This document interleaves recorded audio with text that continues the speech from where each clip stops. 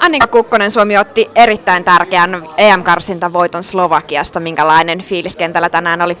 Erittäin hyvä fiilis, että peli oli paljon parempaa kuin mitä vieraissa, mutta sen me tiedettiin, että päästään tekonurmelle, niin palloliikuttelu on paljon nopeampaa ja oli kenttä kyllä eduksi meille, että voi sanoa, että oli meidän hallintaa tänään.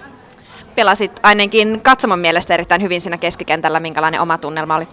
Oli ihan hyvä, että meillä on todella hyvin toiminut tuo uusi kolmikko tuossa keskellä. Että vaikka ollaan pieniä, niin nopeita teknisiä pelaajia, niin kyllä se siellä pallo liikkuu ja tuntui, että oli paljon tilaa ja pallo liikkui tosi hyvin kyllä. Alakerta oli tässä matsissa hieman erilainen. Sieltä nähtiin muun muassa Tuija Hyrnen topparina, mikä ei ole ihan viime aikoina ollut siellä. Miten yhteistyö teidän kesken toimi? Erittäin hyvä. Tuija on aikaisemminkin pelannut toppana jonkun verran, niin tiedettiin, että ei ole mikään ongelma ja hyvä pelaaja ja pystyy sen klaaraamaan. Ja sitten kuitenkin Susanna Lehtinen oikealla laidalla on tosi kokenut puolustaja, että ei sinänsä mitään hätää. Tosi luottavin mielellä lähdettiin peliin ja hyvin tytöt hoiti se. Katsomossa oli hyvä tunnelma. Välittyykö se kentälle?